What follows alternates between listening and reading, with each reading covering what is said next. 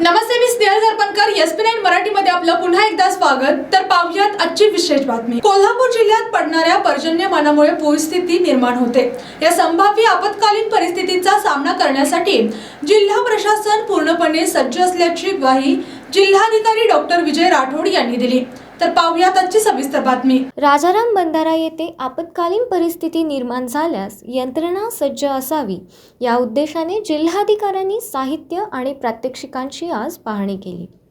जिल्हा आपत्ती व्यवस्थापन विभागामार्फत राजाराम बंधारा येथे देखभाल दुरुस्ती प्रात्यक्षिक व प्रशिक्षण या उद्देशाने 3 दिवसीय प्रशिक्षण शिबिराचे आयोजन करण्यात आले आहे.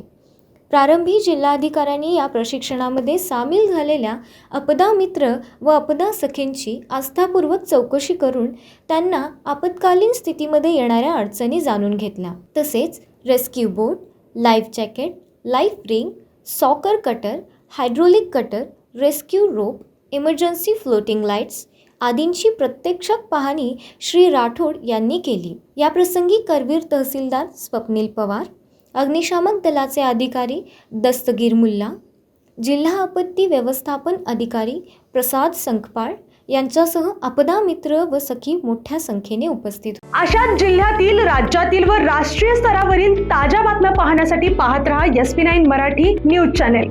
या चॅनेलच्या माध्यमातून विविध क्षेत्रात उल्लेखनीय कार्य करणाऱ्या मान्यवरांच्या प्रेरणादायी मुलाखती तसेच महत्त्वाची माहिती आणि घडामोडी आपल्यापर्यंत पोहोचवल्या जातील. अशा नवीन बातम्या आणि माहिती मिळवण्यासाठी चॅनलला लाईक करा, शेअर करा आणि हो, सबस्क्राईब करायला विसरू नका. पाहत रहा SP9 Marathi, your time your news. धन्यवाद.